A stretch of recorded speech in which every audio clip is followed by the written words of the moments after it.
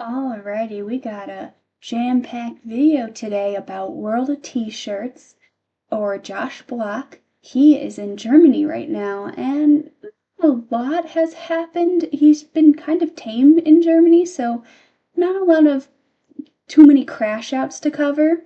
There is maybe one good one, but everything else has been pretty mid with Josh. He's been going to the bars in Germany, just having a fun time, just really just living it up there. A guy that's only been to 10 countries, he's just trying to have a vacation, the poor little minimum wage worker who can't get a lawyer, he's just trying to enjoy himself. At the end of this video, we are going to see the Mr.based documentary, kind of like a watch party. But there was a surprise guest that showed up. It was Michael Quin. Michael Quin showed up and he said some few words about the creation of the documentary, and I have that video a snippet of it at the end of this one, so we can just see what good old Michael Quin has to say about Mr.based. Now, Josh has been going around to all these different countries, and every time he kind of goes there, he kind of gets like a tattoo. He's kind of like marking all of his vacation. He's starting to put all these tattoos of different places he was at or been, and I want to show you a video of his very newest one. A Stein, and it is probably the worst tattoo he's got. I know all of his other ones are pretty crappy, but this one does take the cake because the lines are a little wonky and they're not really straight, and it does look really bad on the top part of the Stein. It does look like a phallic object, if you will.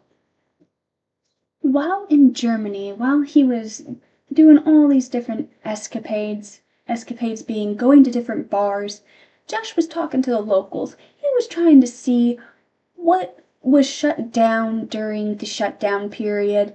Were bars essential? I guess our little world traveler was just trying to figure out if something like another shutdown does happen, where can this man get a nice drink? Where can he go to the bar?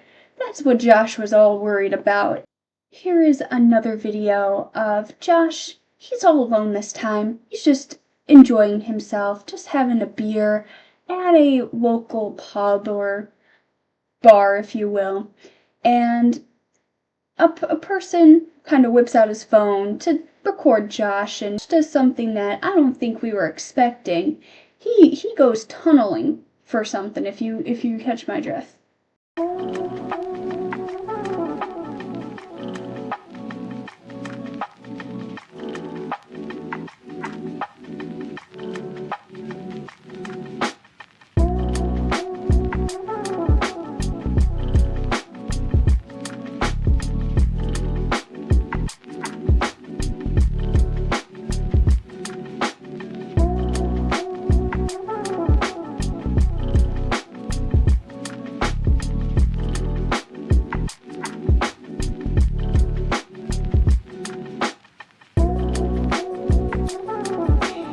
Josh was really getting up there, wasn't he?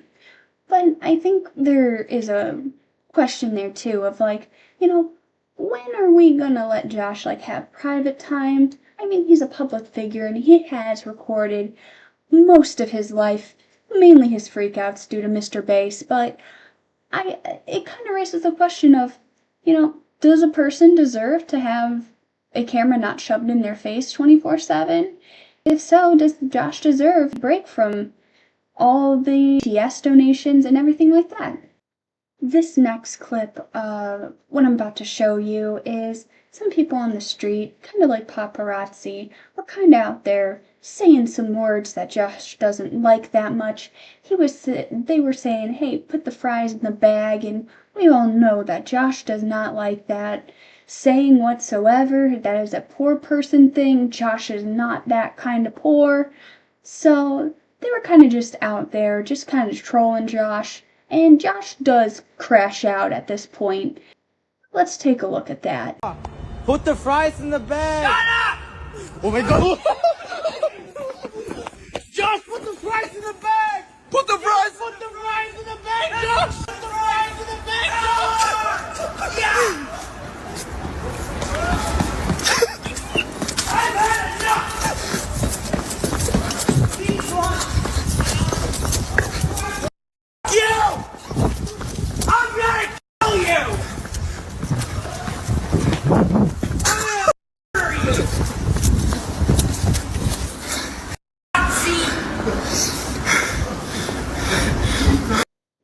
Josh really did whip out that Z word. I'm surprised he didn't do the salute with it. But I guess we were all kind of expecting Josh to do this, as he is in Germany. And I was thinking he was going to do it during one of his crash outs, which he did, ultimately. You know, when Josh is in his crash out mode, every word is available to him. You can't stop him of what he's going to say. And why would you? It's Josh. He's a minimum wage worker. Come on, man. He can't afford a lawyer. The very last clip I'm going to show is Michael Quin speaking at this Mr.based expose, basically. The video or the show coming out that is exposing Mr.based, and Michael Quin decides to chime in and throw his hat in the ring of how bad Mr.based is. So let's get a look in that video. Jason Itzler is a sick bastard, but he's a genius. So basically, you should probably approach him and talk to him. So it's the same thing with Daniel Larson. I spoke to Itzler. I said, listen, can you leave Josh alone?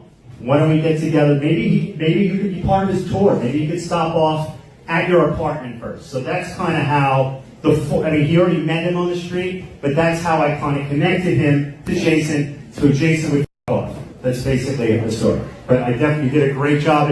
It's one of the best documentaries. There's about a dozen documentaries that kind of demonize me. I did want to show that because I wanted to show and document that, yes, Michael Quin is still in this story. He has FaceTimed some people, and he's not truly gone in the sense of Josh Block. Quin wasn't the best manager or best person for Josh to be around because he hid Josh's drinking. He made sure that Josh wouldn't drink on camera so we didn't get to see it, so he's kind of still a bad guy. He didn't really do anything to help Josh in this situation. That last clip was kind of weird. You had Michael Quin, who's not really a good person kind of either if you look at the Josh Block situation. He wasn't the best character either. But you have Michael Quin talking about one horrible person, talking about another one, and kind of lifting him up, which is kind of weird, like saying he's a genius. So it just kind of all around feels weird. But that's all I have for this video. Thank you for watching, and I'll see you in the next one.